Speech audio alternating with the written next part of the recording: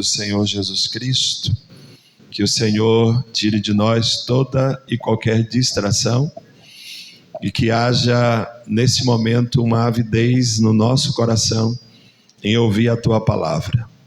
Que o nosso coração seja uma boa terra ao receber a semente da Tua palavra, que possa produzir muitos frutos. Obrigado por cada família que está aqui representada. O Senhor tem cuidado dessas famílias e o Senhor trouxe elas aqui nessa manhã para pastoreá-las, para acrescentar a elas tudo aquilo que está no seu coração. No nome de Jesus te louvamos. Amém. Amém. Então, nosso tema, o amor une e fortalece a família. E aí, nosso irmão Paulo, ele usa esse texto, que ele está dentro de um contexto, de uma riqueza muito grande, que ele diz: e sobre tudo isto, revesti-vos de amor, que é o vínculo da perfeição. Tudo isso é exatamente o que Paulo vem falando antes dessa expressão. Não dá para ler o capítulo todo, porque o capítulo 3 é de uma riqueza muito grande, mas eu vou ler só o versículo 12, onde Paulo fala assim: revesti-vos, pois, como eleitos de Deus, santos e amados, de entranhas de misericórdia, de benignidade, humildade, mansidão e longanimidade. E aí, no 14, ele diz: e sobre tudo isto revesti-vos. Paulo gostava muito de usar essa expressão revesti-vos. E a gente deve sempre olhar para a Bíblia e entender algumas expressões, porque são nesses detalhes que o Espírito de Deus ele comunica muitas verdades divinas no nosso coração, né? E nada que foi escrito em vão. Toda a escritura ela é proveitosa, ela tem um proveito muito grande. É como um boi, não se desperdiça nada do boi.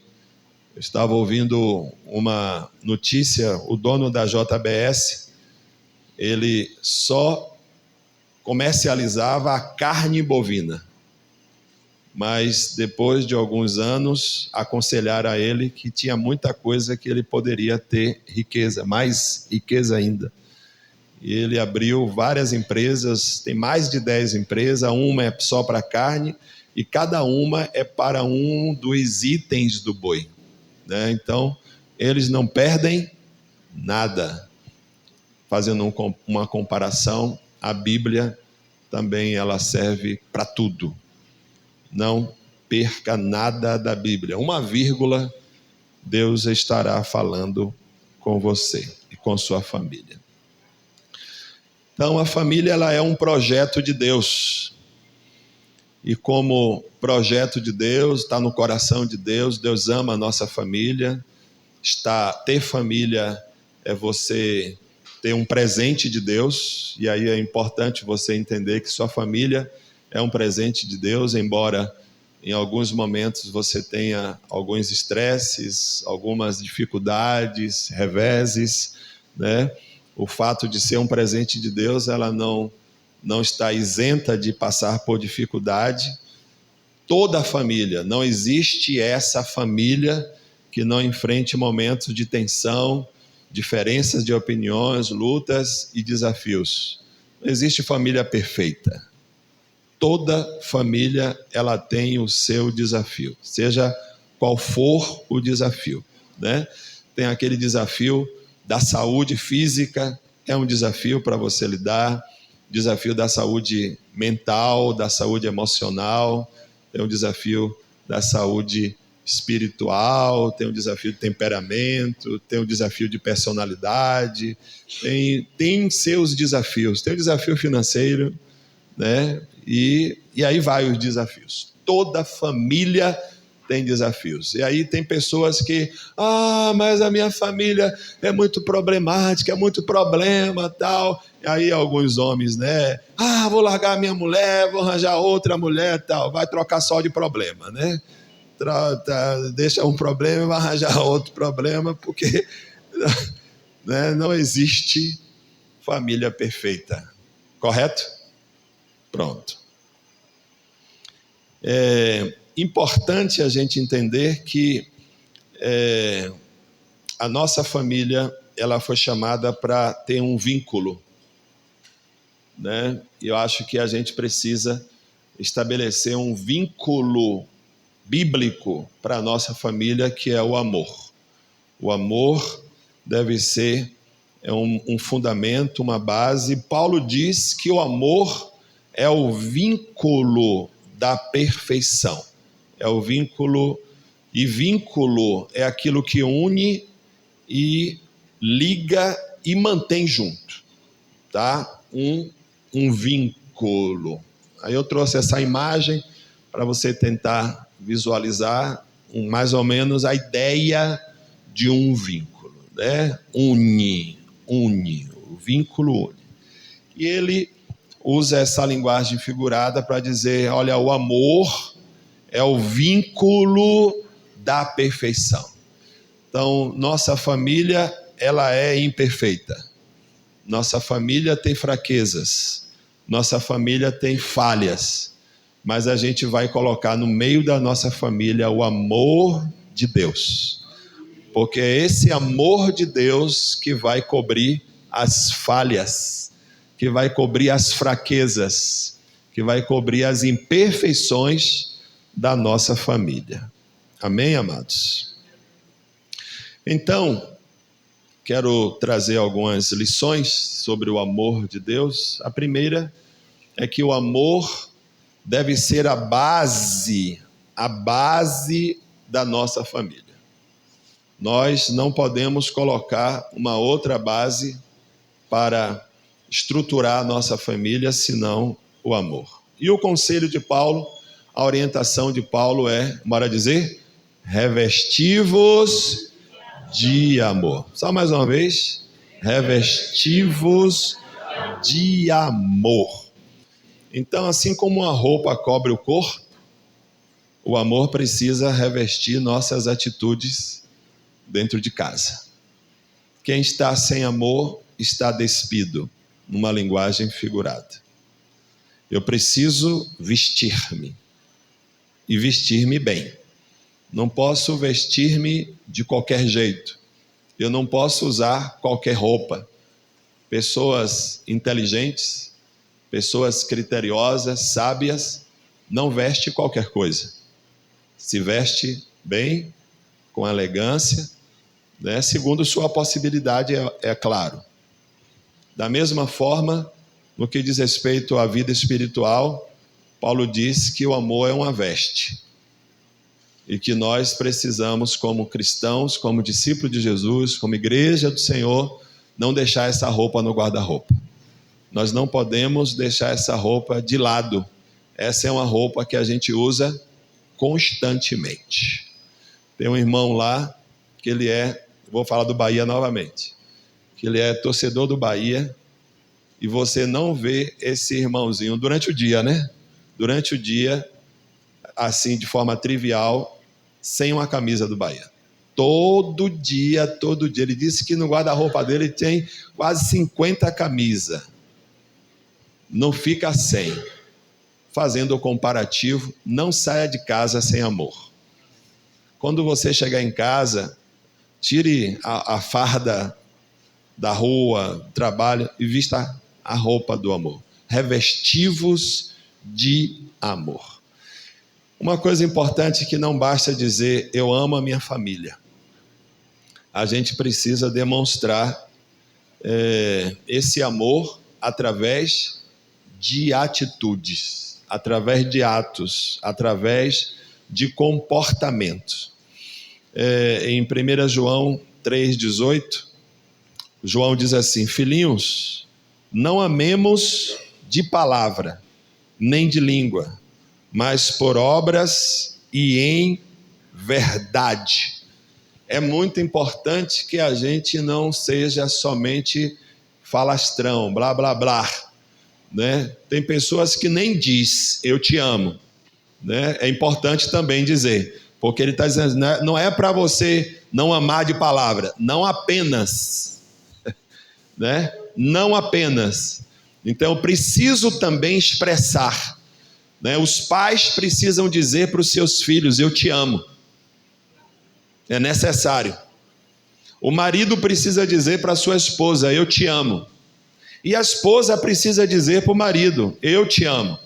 E às vezes as coisas ficam tão tensas em casa, tão tensa na família, que cria-se um ambiente que não é um ambiente de família, mas parece uma guerra, parece a faixa de Gaza, né? Onde há aquela disputa, aquela tensão, palavras grosseiras, palavras de depreciação são usadas com uma forma tão constante e que isso endurece os corações, né? E passa a estar vendo o outro como alguém que você está ali, não tem jeito, vou ter que engolir mesmo, tal, e fica no ambiente sem expressar o cuidado que um deve ter com o outro.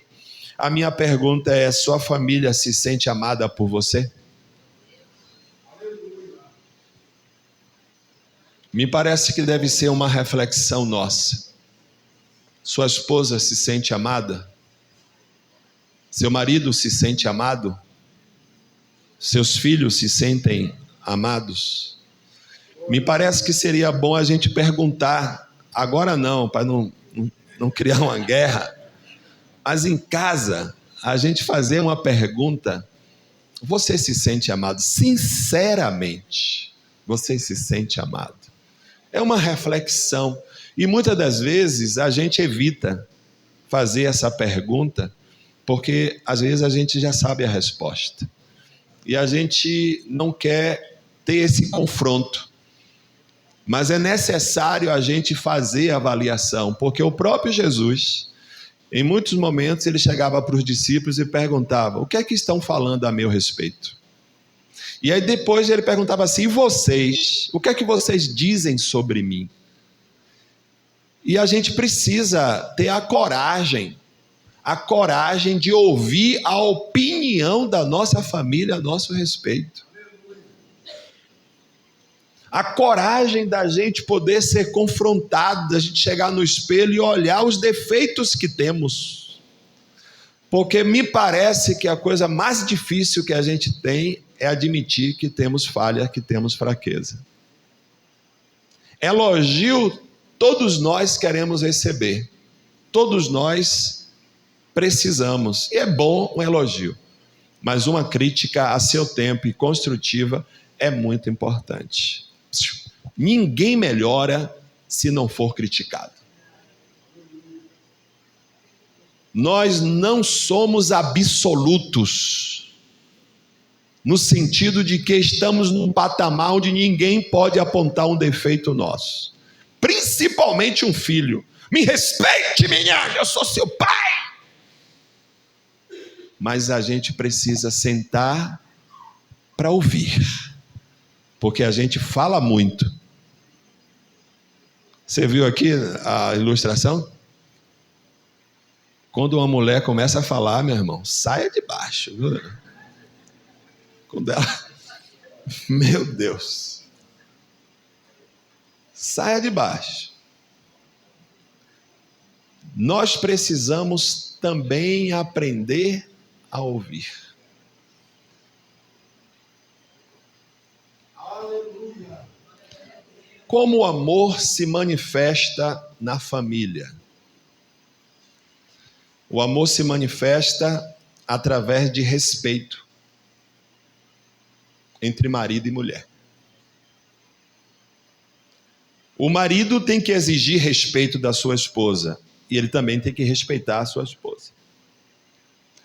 Porque como é que o marido se sente se ele estiver na rua com a esposa, de repente passar um cara malhado, todo sem camisa, e ela...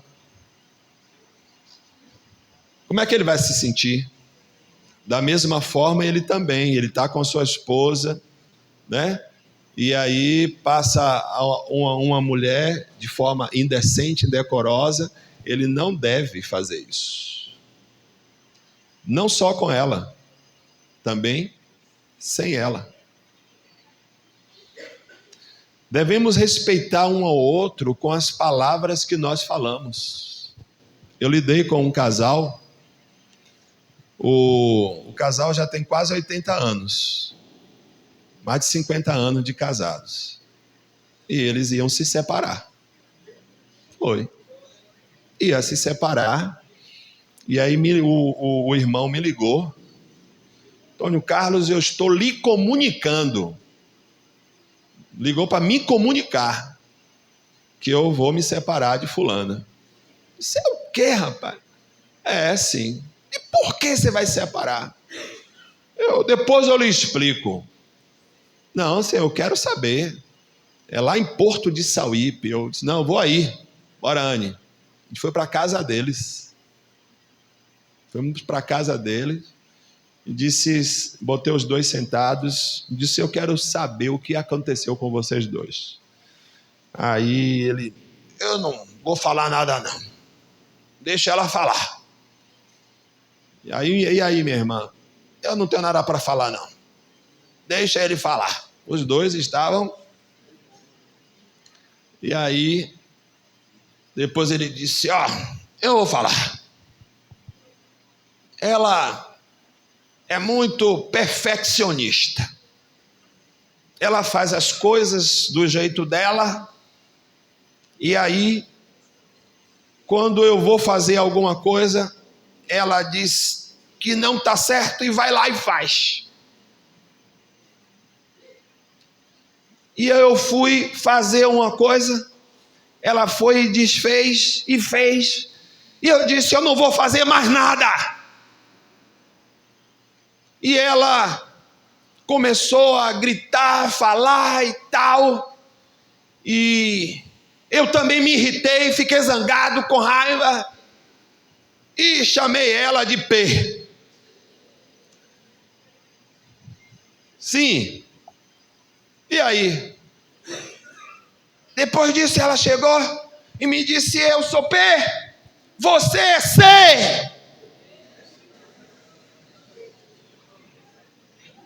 Vou tomar água.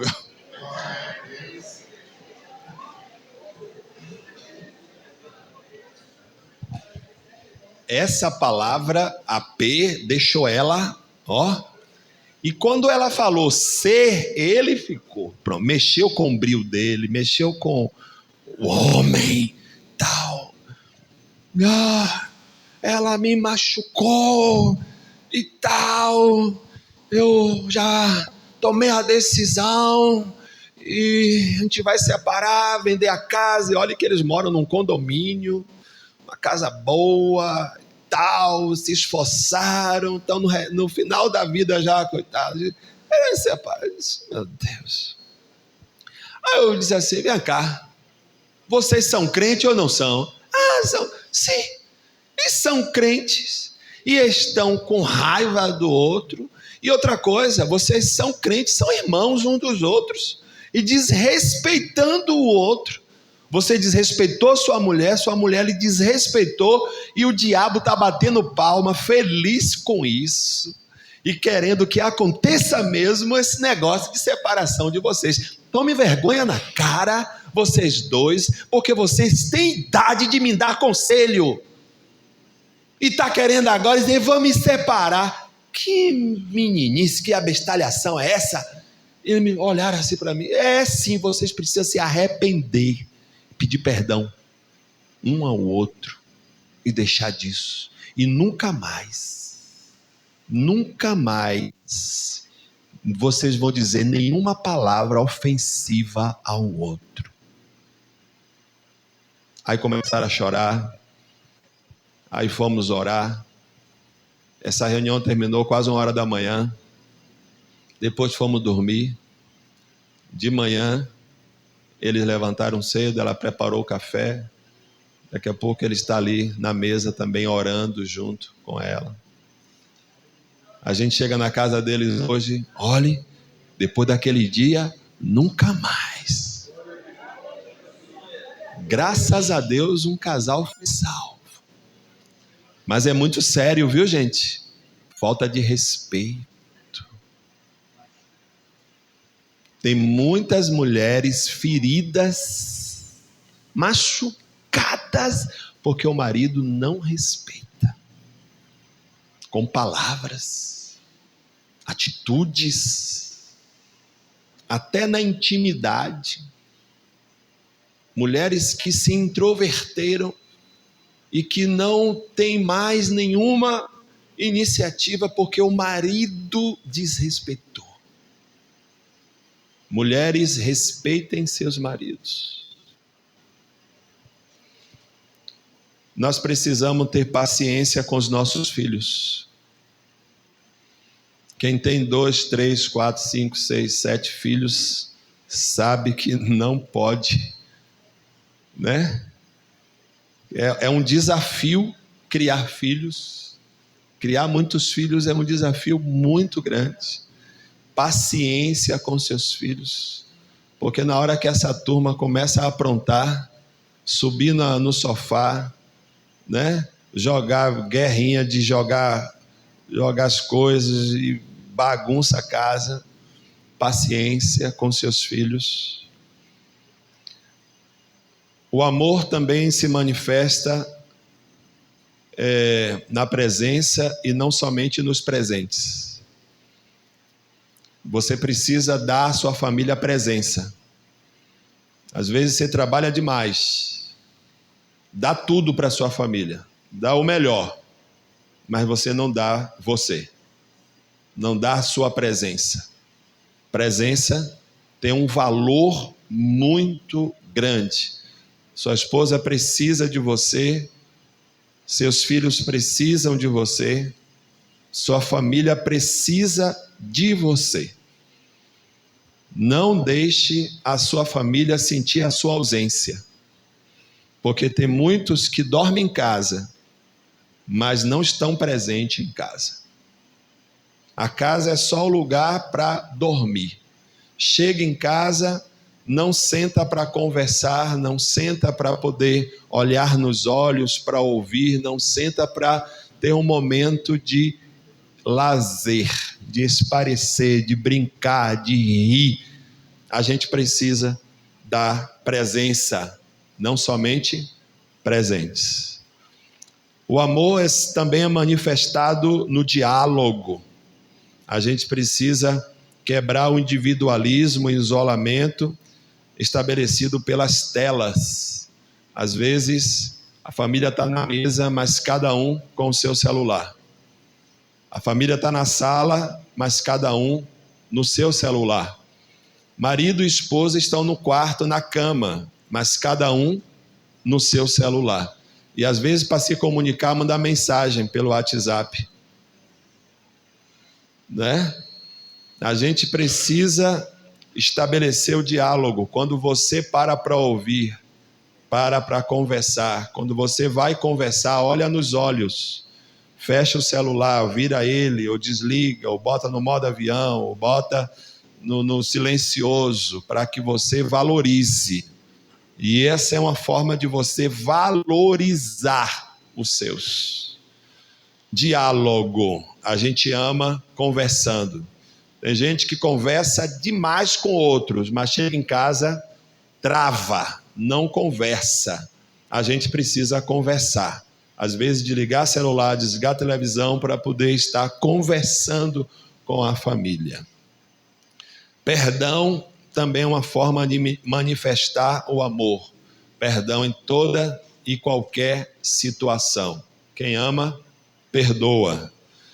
A gente manifesta o amor na disposição de ajudar, servir, sempre com o que tem e com o que pode.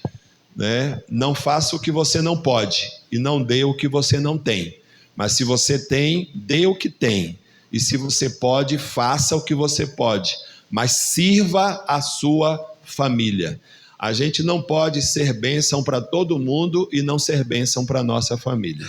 As pessoas dizem assim, fulano é uma bênção, olha como fulano é gentil, olha como fulano é educado, olha como fulano tal. Aí vem uma pessoa com um peso, vai lá e quer que ajude senhora, o senhor tal. Mas a família pega peso, a família faz isso, faz aquilo outro tal. Homens, em nome do Senhor Jesus, não deixe suas esposas fazer trabalho de homem, mesmo que ela queira, mesmo que ela seja retada. Mas diga para ela, aqui tem homem, quem vai fazer sou eu nessa jossa. É porque tem mulher que se você der corda, o negócio empena. E às vezes tem homem que é mesmo assim babão tal, e a mulher fica esperando, fulano faz isso, e fulano não toma iniciativa, fulano não faz e tal. A gente tem que, serve. Não, vai para o supermercado, quem carrega a sacola sou eu, o peso sou eu, tá certo? Você pode até fazer a compra, tal, mas quem vai pegar esse negócio sou eu, tá? Sirva a sua família, porque isso é uma demonstração de amor. Amém, amados? Amém. Tem filhos aqui? Tem, né? Cadê seu filho, meu filho? Cadê seu filho? Tá do lado do pai. Tá do lado do pai, rapaz.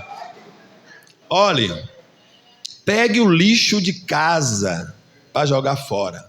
Deixa seu pai pegar lixo não, viu? É você. É forte, mais forte que o pai, rapaz.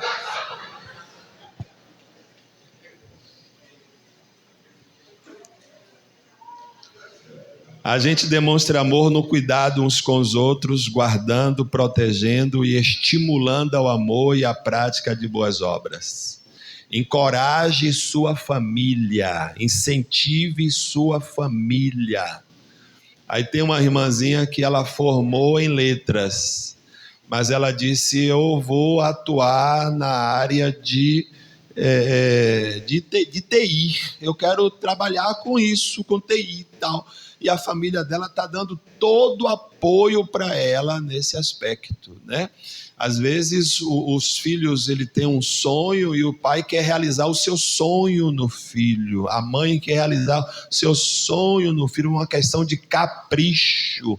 Incentive, encoraje. Outra coisa importante, você tem que entender as habilidades, as capacidades, o que é que seus filhos podem fazer melhor, o que é que eles desenvolvem melhor, para que você seja um suporte, seja um apoio. Não mate os sonhos dos seus filhos. Encoraje com palavras, nunca fique usando palavra, você não vai ser nada, você não vai conseguir nada, você não vai para lugar nenhum, você é lerdo, você e tal. Não faça isso em nome do Senhor Jesus.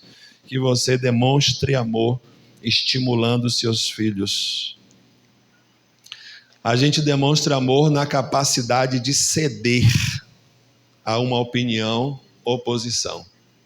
Às vezes, você ganha uma discussão, mas pode perder um esposo, uma esposa ou um filho. Não fique querendo ganhar todas as discussões. Existem momentos que você tem que, ainda que você esteja com razão, ainda que você esteja certo, se necessariamente aquilo não é um pecado que vai trazer um prejuízo para a sua família, você aprenda a abrir mão. Quando você cede, você prioriza o relacionamento, prioriza o outro, prioriza a amizade, prioriza a comunhão, prioriza a paz. Você vai estabelecer na sua casa um ambiente de amor. E aí, aqui nesse mesmo texto de Colossenses 3, versículo 15, Paulo diz, e a paz de Deus, para a qual também foste chamado, nós fomos chamados para viver em paz, a paz de Deus, chamados em um corpo, domine em vossos corações e sedes agradecidos. A paz ela precisa dominar o nosso coração. Quem não sabe ceder, não vai expressar amor. Ceder, muitas das vezes, é você demonstrar amor pelo outro, né? Porque aquela coisa, eu tenho razão, né? Principalmente se for uma pessoa mais idosa, mais madura, que tem mais experiência de vida, tal. Ceder, dizer, você está certo, tá bom, deixa para lá, tal, né? Então, isso às vezes é uma agressão à própria pessoa, mas o amor me leva a fazer esse movimento de ceder. Então fiquem atentos, uma família não é composta de pessoas perfeitas, mas de pessoas dispostas a amar, perdoar e sempre recomeçar. A família que estava aqui, você lembra?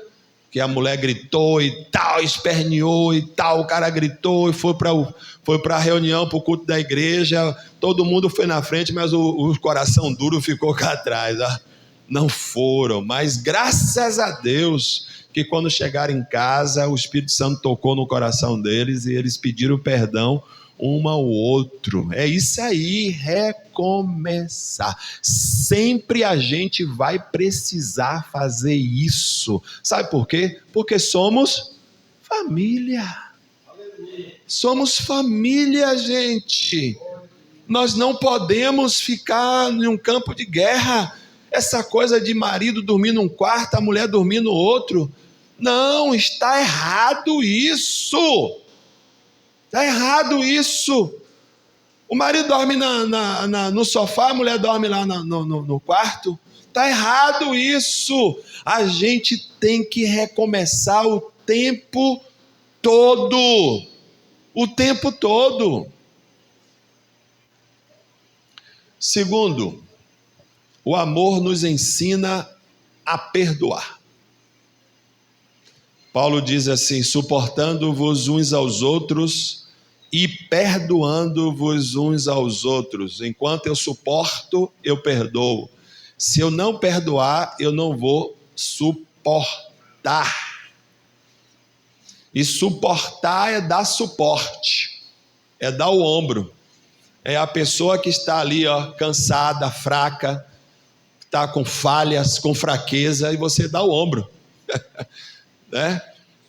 A gente dá o ombro e perdoa, vamos caminhar, vamos lá, estamos juntos. Então, onde existem pessoas, lembre disso, existe. Se você não quer lidar com fraquezas, com falhas, se isole, busque uma caverna e fique lá, sozinho. E aí um sábio disse assim, andar sozinho é andar em má companhia. E provérbio diz, quem se isola se insurge contra a verdadeira sabedoria. Os fracos se isolam, os tolos se isolam, mas os sábios vivem relacionamento. Porque no relacionamento, com o diferente, a gente cresce, a gente melhora. Porque uma coisa é fato, nós somos diferentes e somos imperfeitos. Não existe essa coisa de você, minha mulher não é igual a mim. E aí depois, eu não sou igual a ela. E você se achar melhor. Não existe isso. De fato, sua mulher não é igual a você. Já pensou se a sua mulher fosse igual a você? Misericórdia. Se seu marido fosse igual a você? Misericórdia. Vocês já viram um casamento onde os dois são coléricos? Quem já estudou aqui temperamento? Colérico é aquela pessoa que é braba. Colérico tem sangue no zóio. O colérico se irrita com facilidade. O colérico é um bom líder, uma boa líder, está sempre liderando. Onde chega, lidera. Onde chega, está liderando. E é impaciente o colérico.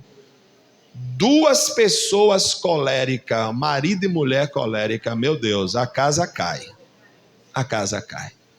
Mas Deus é sábio, muito sábio, e Ele sempre vai fazer os diferentes se atraírem.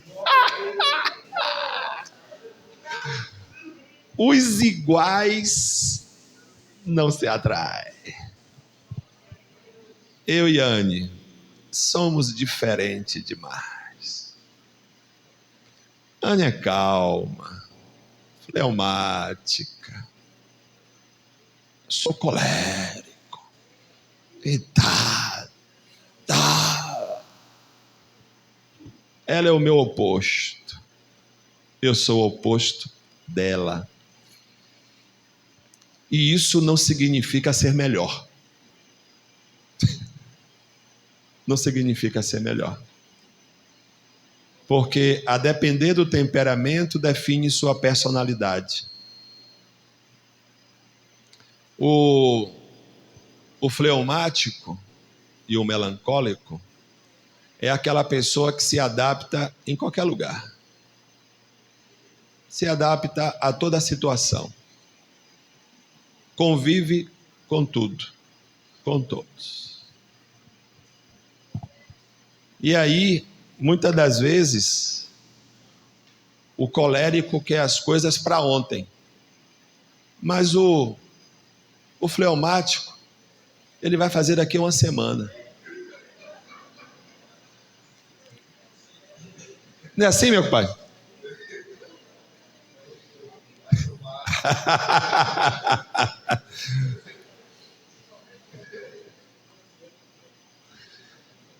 E a gente precisa entender que nós estamos nesse ambiente de família. Você tem filhos, são diferentes. Somos diferentes. Somos diferentes. E aí a gente precisa sempre do perdão. Porque o perdão vai ser um remédio preventivo e curativo. Preventivo porque você já tem que estar perdoando antes do outro errar. Curativo é se porventura o outro errou, machucou, feriu, você já usa o remédio. Perdão. Dentro de uma família, cedo ou tarde alguém vai magoar alguém. Por isso o perdão não é opcional. Ele é necessário para preservar o relacionamento. Por que existe separação? Porque falta perdão. Eu não vou colocar 100% isso, mas vou colocar na maioria das vezes, porque existem casos e casos, viu? Então, na maioria das vezes, a separação é por faltar perdão. Perdão, ele previne e o perdão também restaura. E aí fique atento, quem ama não alimenta a ira, ressentimento e mágoa. Aí eu vou ficar nessa progressão, ira, ressentimento e mágoa. Primeiro você se ira. Irar é pecado? Não. A Bíblia diz, irai-vos, mas não pequeis. Não se ponham só sobre a vossa ira. A ira faz parte da natureza humana. A ira, alguma coisa, tal. Agora, se a sua ira, ela não for eliminada logo, não se ponha só, não deixe terminar o dia, não deixe a noite chegar, não deixe o dia virar com essa ira, joga ela fora logo, ela chegou, libere logo ela, porque se ela ficar, o que é que ela vai se tornar? Ressentimento. E o que é um ressentimento? Ele me disse isso. Eu eu não merecia. Olha aí, tá vendo? Eu me acabo de fazer as coisas, faço tudo, dou minha vida, olha o que ele me falou. E aí o tempo todo, ó. Ressentimento é você ficar sentindo a mesma coisa 1 milhão de vezes. E o ressentimento, ele vai progredindo, chega uma hora que ele se torna o quê? Mágoa. E quando se torna mágoa, aí ele sufoca o amor. O amor, ele fica sufocado, não é manifestado. E a mágoa já é uma doença. Já é uma doença que paralisa. Uma doença que faz com que você não tenha mais disposição para fazer o que você precisava fazer com a sua família. Jesus nos ensinou a perdoar, porque também nós fomos perdoados por Deus. E Paulo traz esse texto, no versículo 13 do capítulo 3 de Colossenses: suportem-se uns aos outros e perdoe as queixas que tiverem uns contra os outros. Perdoem como o Senhor lhes perdoou. Quantos aqui foram perdoados pelo Senhor Jesus? Então, coloque isso na sua mente e você sempre tem que dizer: assim como Jesus me perdoou, eu preciso perdoar. Ah, mas isso... Todos os seus pecados já foram perdoados. E até aqueles pecados escabrosos que você já fez. E, portanto, você precisa se armar dessa consciência. No relacionamento com a sua família, perdoar da mesma forma como o Senhor lhe perdoou. Amém, amados? E o Senhor usa uma expressão dizendo assim: lancei no mar do esquecimento. Eu não quero trazer para hoje outra coisa. Irmãs, se já foi, já sentou, já confessou, já pediu perdão, então essa jossa não tem que voltar mais. Não tem que trazer de novo. Aí aconteceu uma situação lá daqui a um ano tal. Oh, aquele negócio que você me fez, tá vendo? Não já pediu perdão? Não já perdoou? Então, esquece. Posso ouvir um amém? Amém. Perdão cura. Quem não toma esse remédio fica doente.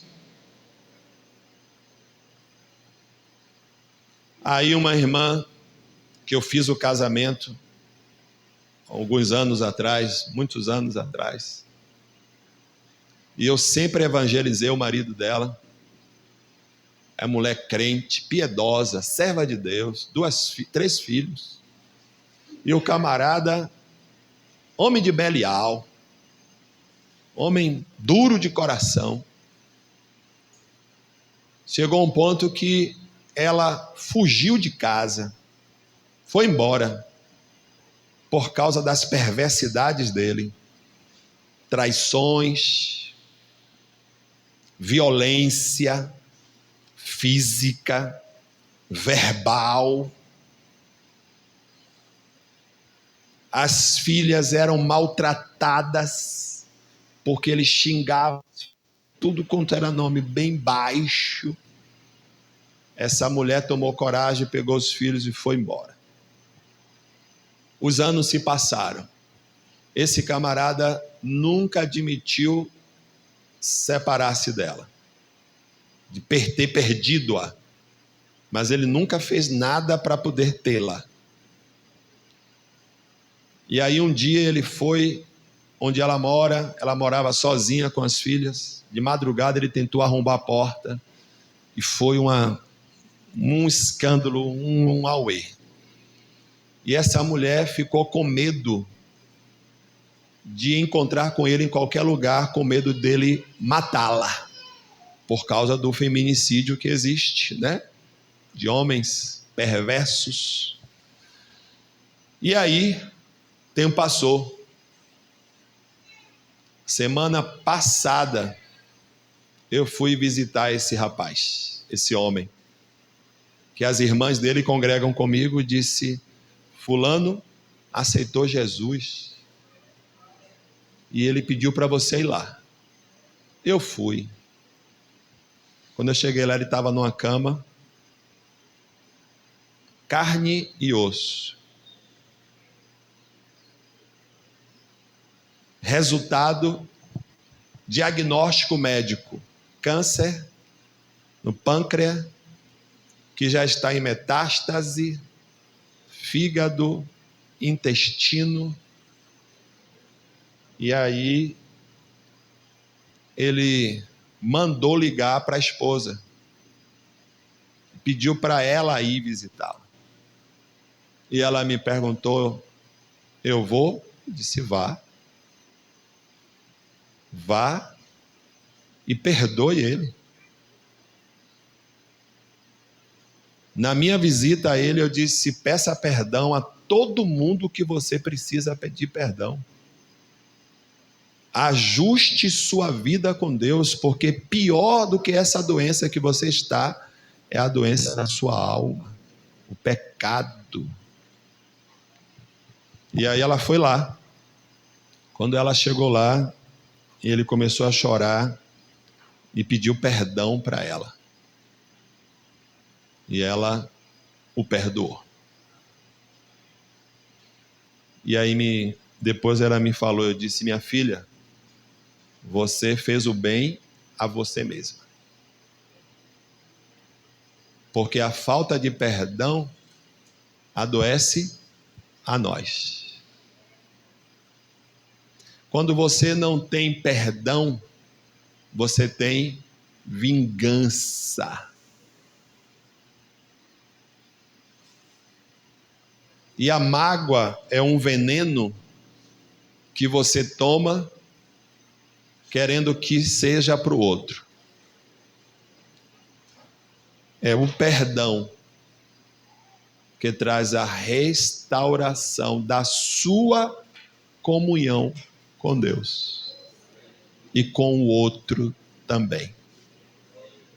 Aí ele disse para ela: você me aceita de volta? Ela disse: eu vou lhe servir em tudo que você precisar, naquilo que eu puder. Mas eu não quero nunca mais, nem você, nem homem nenhum. Eu vou servir ao meu Deus. E ela me perguntou: Antônio Carlos, eu errei? Não, você está certo.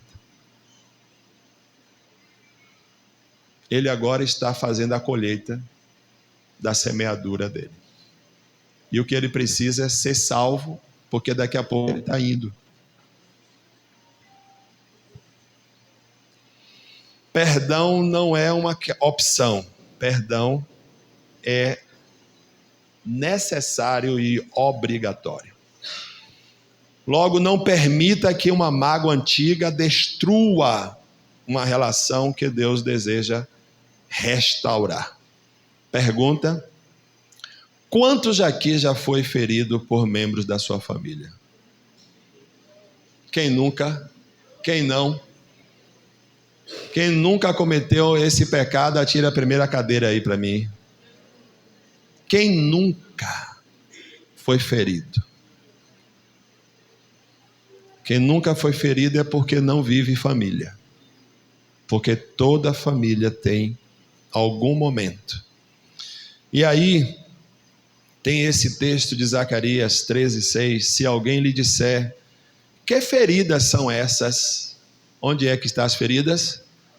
Nas suas mãos. Interessante é a localização da ferida. Não está no braço, não está no pescoço, na cabeça, no peito, na perna, está nas mãos. Responderá ele: são as feridas com que fui ferido na casa dos meus amigos.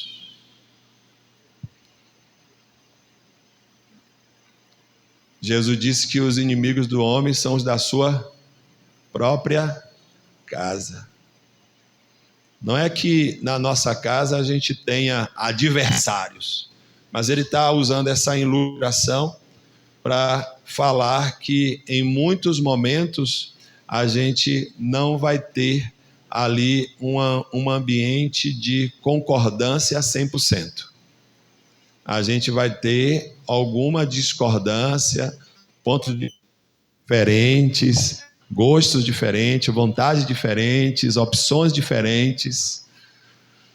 E por isso, ferida nas mãos. E a mão fala de serviço. Fala do que a gente faz. E muita gente, por causa das feridas feitas em casa, essas pessoas desanimaram de servir, de fazer. Quantas disseram: nunca mais eu vou botar a comida dele na mesa? Nunca mais eu lavo a roupa dele. Nunca mais eu passo a roupa dele. Nunca mais eu vou comprar um presente. Nunca mais eu vou fazer isso. Deixaram de fazer. Foram desencorajados, desanimados a fazer. O Espírito Santo está derramando o amor de Deus em nossos corações e nos dando graça e poder para pedirmos perdão, para perdoarmos e sermos curados das feridas e podermos nos levantar para servir a nossa família e a igreja. Porque tem pessoas que elas deixaram também de servir a igreja por causa das feridas na sua família. Porque foram feridas em casa. Elas desanimaram, desencorajaram até para servir na obra de Deus. Famílias doentes não servem e não podem servir. Está aqui uma coisa importante. Famílias que estão adoecidas, elas não têm voluntariedade e iniciativa para servir porque estão doentes. E famílias que estão doentes não têm autoridade para servir. Porque o servir pode derramar o que você tem. Você pode estar dando o que você tem. E a gente precisa estar curado para podermos levantar para servir. Uma palavra de profecia nessa manhã. Deus tem uma unção de cura nesse lugar para você e para a sua família, em nome de Jesus. Terceiro, o amor nos ensina a ter paciência. Uma das definições do amor é que o amor é paciente.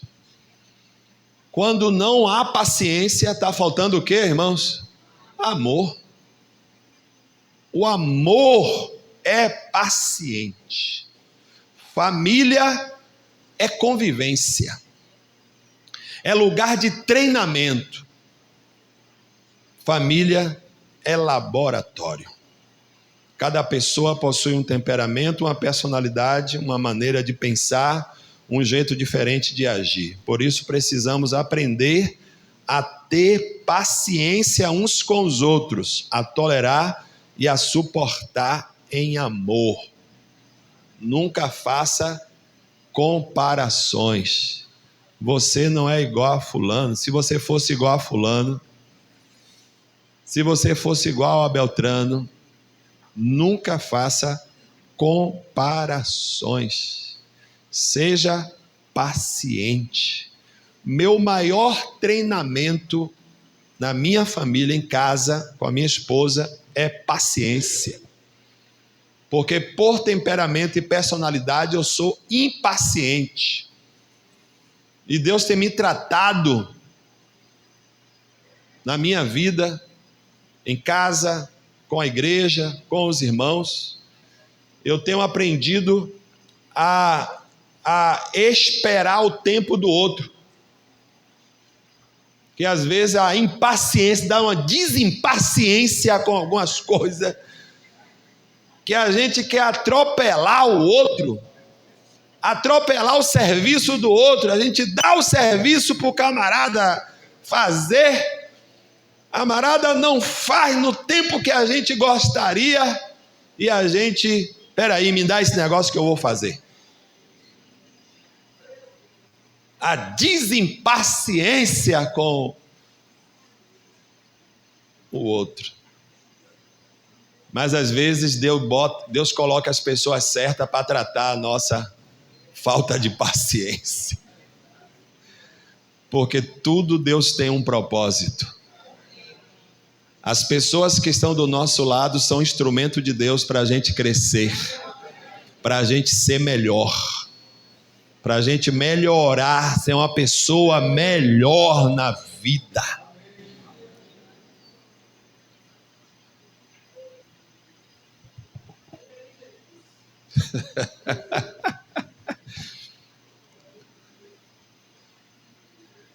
Aí eu vou sair, eu digo, a gente vai sair, eu vou sair 5, mas que hora a gente vai sair? 4.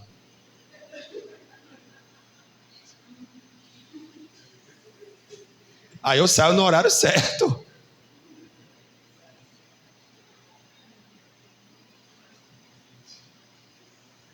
E às vezes eu tenho que sentar no carro e ficar lá.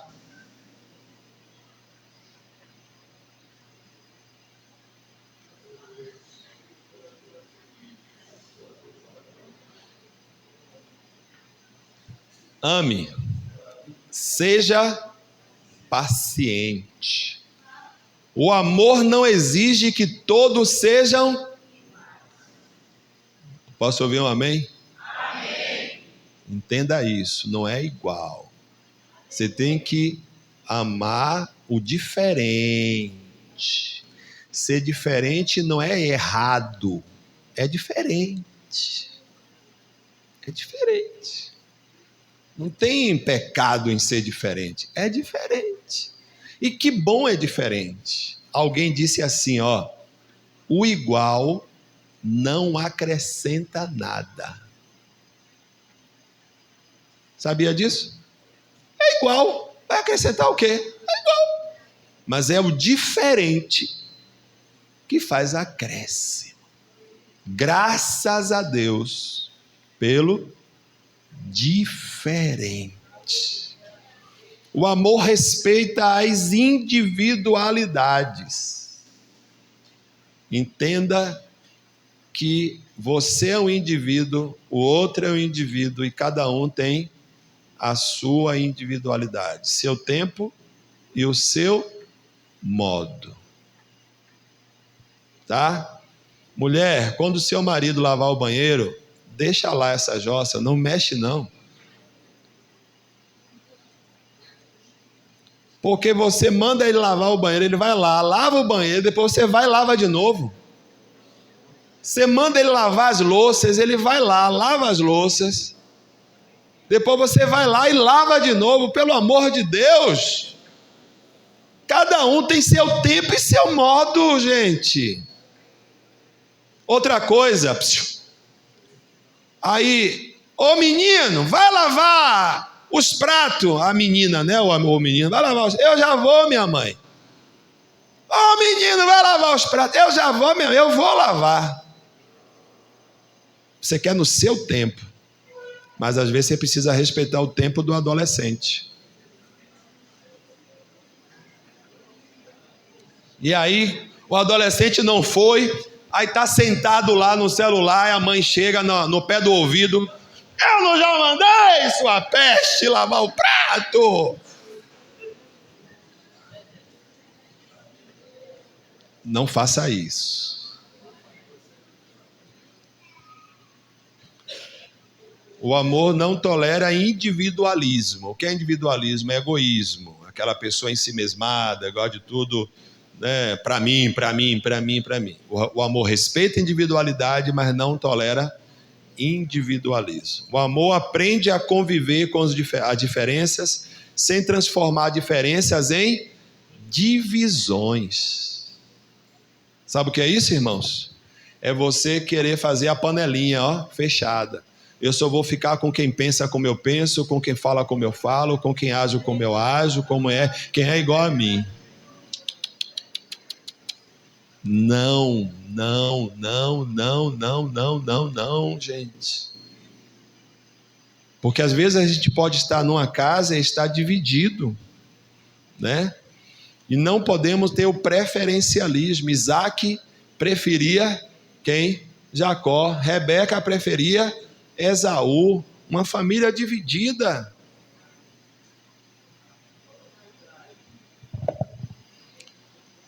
Quarto, o amor coloca Deus no centro da família. Uma família verdadeiramente fortalecida não é aquela que nunca enfrenta problemas, mas é aquela que enfrenta os problemas buscando a presença de Deus e priorizando a sua vontade. Jesus ensinou a oração do Pai Nosso: venha o teu reino, que seja feita a sua vontade aqui na terra e como no céu. E Paulo orando disse: do qual toda a família nos céus, na terra, toma o nome. Nós precisamos estabelecer o reino de Deus na nossa casa. Onde é que o reino de Deus está, irmãos? O reino de Deus está onde a vontade de Deus é priorizada. Ali está o reino de Deus. O reino de Deus chega onde ele é prioridade, onde ele é o primeiro, onde ele é o mais importante. O princípio é buscar o reino de Deus em primeiro lugar, amar a Deus acima de tudo. Portanto, o amor coloca a Deus no centro. Se você ama sua família, você vai trazer Deus para o centro da sua família. Pablo e Vitória, amem a Deus e coloque Deus no centro da sua família. Deus tem que estar no centro da família, a vontade de Deus, porque quando tiver lá o parangolé, a gente vai dizer assim: olha, vamos lá, qual é a vontade de Deus? O que é que a palavra de Deus diz? O que é que o pastor tem ensinado? O que é que a gente tem aprendido? Porque tem muita gente que está na igreja a vida toda aprendendo, o tempo todo, é ensino, é palavra, é conferência, é isso, é aquilo, lê a Bíblia e tal, e na hora de colocar em prática, não coloca. A gente precisa amar. É uma oração que a gente precisa fazer: Senhor, enche o meu coração de amor. Porque o amor, ele vai dominar a nossa vida, vai tomar o controle da nossa vida. E na hora que a minha razão, meu ego, meu egoísmo, meu orgulho quiser sobressair, não, vai ser do meu jeito, agora vai ser assim. Aí a gente vai ouvir o Espírito Santo dizer: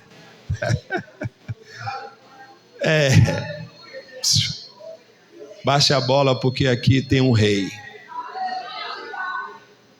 Aqui tem um rei. Jesus é o Senhor. Venha o teu reino. Que a nossa família aqui na terra possa tomar o nome do Senhor com respeito, com reverência, com atitude nobre. 1 João 4,16, João diz assim: nós conhecemos e cremos no amor que Deus nos tem. Deus é amor. Olha que expressão linda. Deus é amor. E quem permanece no amor, permanece onde? Em Deus, e Deus nele. Onde não tem amor, não tem Deus. Não adianta eu pegar a Bíblia, abrir no Salmo 91 e colocar em cima da televisão. Não adianta eu fazer muita coisa. É o amor que me dá identidade. O endereço onde Deus está é onde tem amor. Eu posso ir na sua casa e encontrar Deus? Deus vai estar onde tem, porque Deus é amor, gente. Não tem outra definição de Deus melhor para definir Deus. Deus é amor. Deus não está onde não tem amor. A Iane, ela cuida da mãe dela de uma forma assim excepcional. Eu fico observando o cuidado dela com a mãe. A mãe dela, ela perdeu o esposo, onde tinha 15 anos.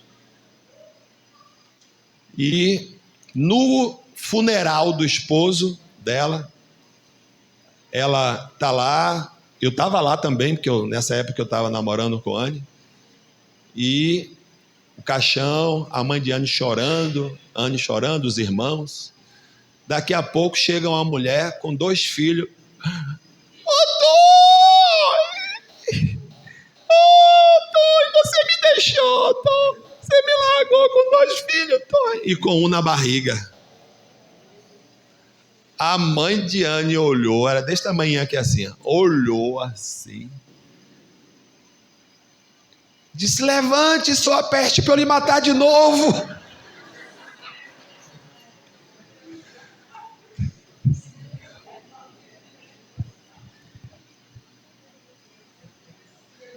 E aí Anne vai cuidar dela. E ela, isso já tem mais de 40 anos. Tem 48 anos. 43 anos. Toda vez ela lembra isso. Toda vez ela lembra isso. E Anne diz: minha mãe, pelo amor de Deus, esquece, deixa isso para lá. Não, minha filha, e tal. Está faltando amor. Está faltando amor. Quando o amor ocupa o centro,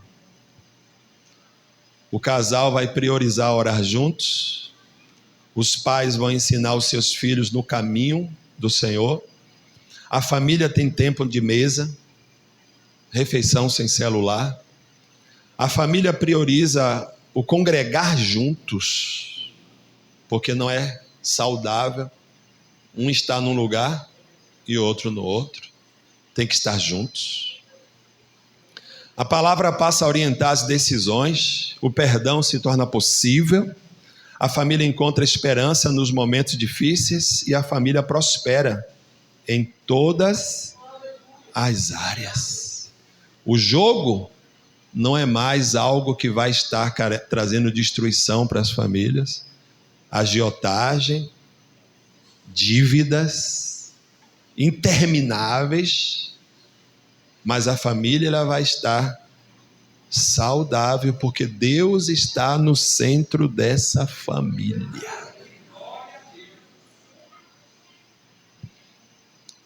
Bora dizer como Josué? Porém, eu e a minha casa, é uma decisão. Eu estou achando bonito aqui, olhando para vocês dois. São discípulos da igreja? Sim, são. Casados ou solteiros? Namorados? Que coisa linda, meu Deus do céu. Olhe, tem que casar e ficar assim. Continuar assim. Ó. Muito bem. Tá bonito. Uma coisa importante, irmãos. Os jovens que ainda não tomaram a decisão para casar. Rapazes e moças. Tomem a decisão para casar. Ao tomar a decisão para casar, se você é crente, você ore para Deus lhe dar, mulheres, para lhe dar um homem temente a Deus. Rapazes, peça para Deus lhe dar uma moça temente a Deus. A primeira opção para fazer a escolha, o rapaz, para fazer a escolha, não deve ser pela aparência. Porque muitas das vezes a gente coloca logo, na nossa humanidade, a gente coloca a aparência em primeiro lugar. Mas o que tem que estar em primeiro lugar, vou dar aqui a dica para você fazer a escolha. Quantos rapazes solteiros temos aqui? Já é casado já, aquele negócio ali? Não, e por que não levantou a mão, velho?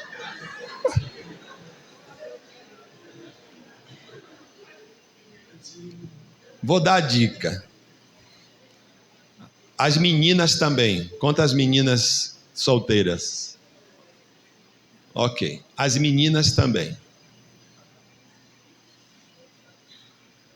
Você quer escolher um rapaz para casar? As meninas. Primeiro, não é o mais bonito. Não é o mais bonito. Porque eu não era o mais bonito e minha mulher me escolheu. A sua também. Né? Eu não era o mais bonito. Eu era magro que dava dó. Meu pau listrado era de uma listra só.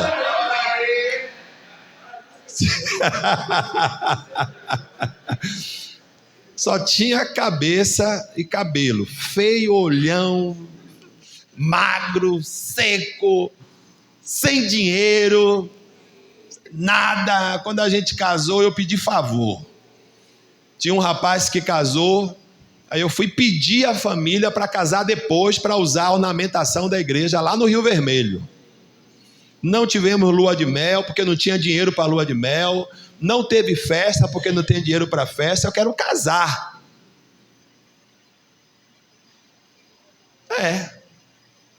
Só que eu era um homem de atitude. Não sou. E isso chamou a atenção dela. Trabalhador. Feio, mas trabalhador. Outra coisa, temente a Deus.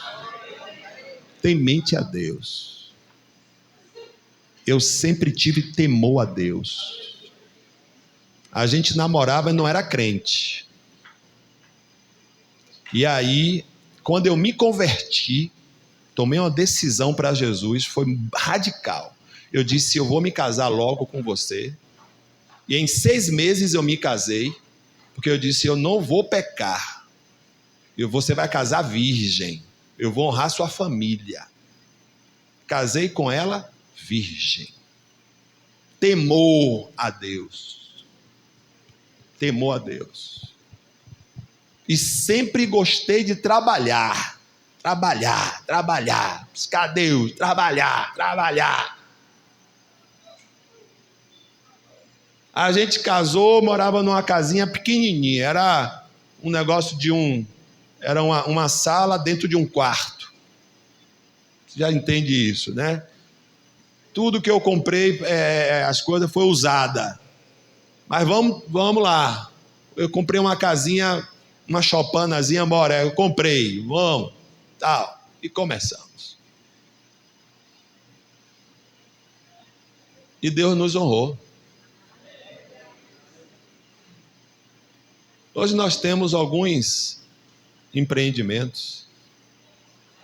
Temos carro. E eu fiquei mais bonito. Perdi. Não escolha por aparência. Escolha por temor a Deus e gostar de trabalhar, querer estudar e crescer.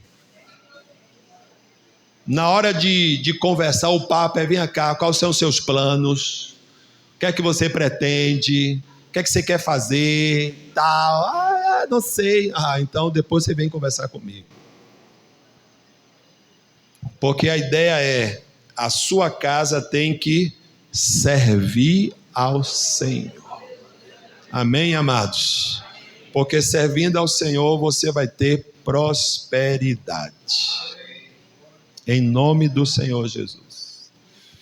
Então o amor é o vínculo que mantém a família, o amor que é o vínculo da perfeição. Então Paulo disse que o amor ele vai ligar, ele é a chave que vai terminar o quebra-cabeça. Podemos ter diálogo, podemos ter respeito, podemos ter paciência, podemos ter perdão, mas tudo isso precisa ser acompanhado pelo amor. Se não tiver amor, nada serei. Você pode falar em língua, você pode profetizar, você pode ser pastor, ser apóstolo, ser bispo, ser diácono, ser obreiro, você pode conhecer a Bíblia toda, você pode orar e as pessoas serem curadas, ressuscitar mortos, você pode fazer o que for, mas se você não tiver amor, você pode ser a pessoa mais eloquente, vários doutorados, vários diplomas, você pode ter muito dinheiro, muita coisa, muita inteligência, muita sabedoria, muita criatividade, mas se você não tiver amor, não vale de nada. Pode ser a pessoa mais bonita do mundo, mas se não tiver amor. O amor, ele traz o testemunho de perfeição, de maturidade. Preste bem atenção a essa parte aqui. O amor é o elo que mantém a família unida, pois ele é o vínculo, bora dizer? Vínculo da perfeição. Embora sejamos imperfeitos, o amor de Deus nos leva a dar testemunho de perfeição. Jesus disse em Mateus 5,48: portanto, sede vós perfeitos, assim como é perfeito o vosso Pai que está nos céus. O contexto, Jesus está falando sobre amar os inimigos, perdoar os inimigos, não fazer com o outro o que o outro faz conosco. Não está se igualando, porque Deus sempre perdoa, Deus sempre dá uma segunda chance às pessoas. Então, quando ele diz que sede vós perfeito, como é perfeito o vosso Pai que está nos céus, quando nós temos o amor pelo próximo, esse amor nos coloca em um lugar de perfeição, e perfeição, leia-se, maturidade. Não significa ser alguém que não tem falha, que não tem fraqueza, que não possa errar, mas é alguém que atingiu um lugar de maturidade. Uma coisa pode ser grande, uma casa, né? Uma casa pode ser grande, pode ser bonita e confortável, mas se ela não tiver amor, ela se torna apenas uma construção. A gente precisa ter um lar, ter uma família. Tem casas que são construções supimpas, maravilhosas, extraordinárias, a arquitetura, né, as mais caras que existem, mas não é um lar, não é uma família, não tem uma família ali dentro, tá? Logo, 1 Coríntios 13:11, quando eu era, bora dizer aqui, quando eu era menino, falava como menino, pensava como menino, raciocinava como menino. Quando me tornei, deixei as coisas de menino. Parêntese, eu vou abrir parêntese. É para eu ficar aqui, né, minha linda? Aqui, né? Rapazes, se você quer que a menina preste atenção em você, se comporte como homem. Não fique com atitudes de menino, porque muitas das vezes os rapazes ficam meninados o tempo todo, as meninas amadurecem mais cedo, E uma mulher não quer menino, a mulher quer homem. E os rapazes têm que se comportar como homem, ter atitude de homem, conversa de homem. Aí, mas como é que eu faço para ter atitude de homem? Como é que eu faço para ter conversa de homem? Procura outro homem, vai conversar, procura o pastor. O que é que eu faço, pastor? Tal. O pastor vai lhe dar dica, vai lhe orientar, vai lhe ensinar, porque os meninos têm que passar a ser homem. Você não pode chegar a 20 anos sendo menino, 30 anos sendo menino, a não ser que você tenha alguma necessidade de saúde. Mas fora disso, você tem que se comportar como homem. Fechei parêntese e dizendo o seguinte: nós precisamos deixar as meninices e sermos maduros no relacionamento com a nossa família. Às vezes tem muita meninice na nossa relação de família. Muita coisa que a gente faz que parece mais criança do que adulto. Nós crescemos, nós somos adultos. E amar é você estar num lugar de maturidade. Os maduros amam. Independente da idade que tem, independente do tempo de crente que tem. Se você ama, você tem maturidade, porque você entrou ali naquele lugar onde Deus está. Amém, amados? Como está sua família? Já estou chegando no final. Diga graças a Deus.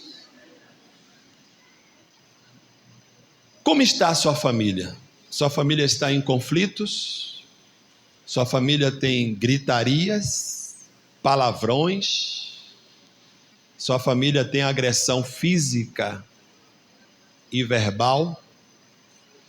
Sua família falta diálogo? Sua família tem ressentimentos e mágoas? Sua família tem frieza, insensibilidade e distanciamento? Sua família tem problemas no relacionamento entre os pais e os filhos? Sua família está com dificuldades na relação do casal? Onde está se dizendo aquela expressão ali, né? Não é vou me parar, eu vou me separar. Faltou SE. Vou me separar. Precisamos deixar as meninices. Precisamos ser maduros. Precisamos deixar o Espírito Santo nos encher de amor. Porque está escrito que o amor de Deus está derramado em nossos corações pelo Espírito Santo. Quem não está manifestando amor, vivendo em amor, está com o coração duro para o Espírito Santo. Quando eu me abro para o Espírito Santo, o primeiro fruto que ele vai produzir na minha vida é amor. Vá ler depois Gálatas 5, 22. Na lista, o primeiro fruto é amor. E quem derrama amor é o Espírito Santo. Nós não temos amor, não temos capacidade de amar, não sabemos amar. Não se iluda com declarações de amor de alguém. Estou apaixonado por você, você é minha deusa, eu não posso viver sem você. Primeira coisa, está errado já chamar de deusa. E depois ficar fazendo promessa de amor. Se alguém não tiver o Espírito Santo para amar, aquela paixão acaba.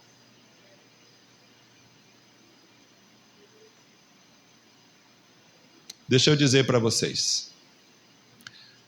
Eu estou casado com a Anne há 40 anos. E eu posso dizer para vocês, eu a amo. Depois de 40 anos, cara, que eu casei com ela. E eu posso também testemunhar, ela me ama. Aí, um dia ela me perguntou: você me ama? Eu disse a ela: no dia que eu deixar de amar a Deus, eu vou deixar de te amar. Porque é o amor de Deus no meu coração, na minha vida, que me faz perseverar em amor pela minha esposa. Eu a respeito, eu a honro. Hoje de manhã, quem fez o café dela fui eu.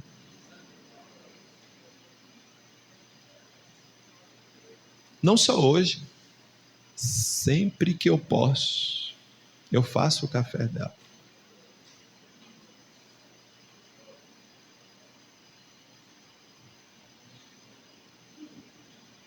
O Espírito Santo está na minha vida, está em mim. Não combina alguém que é cheio de Deus e não tem amor no seu coração. Não combina. Não combina alguém que profetiza, que dá reteté, que pula, que grita, que vai e não tem amor no seu coração. O Espírito de Deus está gritando para nós nessa manhã: revesti-vos, vamos dizer, revesti-vos de amor, suportai-vos uns aos outros e perdoai-vos uns aos outros. E aí uma coisa importante: não espere o outro dar o primeiro passo. Comece. Eu estou aqui, se me procurar, comece. Tem alguém aqui nessa reunião que precisa restaurar com a sua família? Queria que a gente orasse. Tem pendência? Tem dívida com a sua família? Tem alguma coisa que a gente precisa ajustar? Essa palavra é para encher o seu coração, criar um ambiente no seu coração, para que você esteja revestido, vestido com o amor de Deus. E esse amor é quem vai dar força, dar coragem, vai te empoderar para que você faça o movimento necessário, para que você peça perdão, para que você perdoe, para que você seja uma pessoa melhor, que você seja diferente, que você possa ser mais educado, que você use as palavras de forma mais correta, mais coerente, para que você não machuque mais, para que você sirva mais, para que você possa estar cuidando melhor dos seus. Amém, amados? Podemos ficar em pé? Em nome de Jesus. O amor é mais do que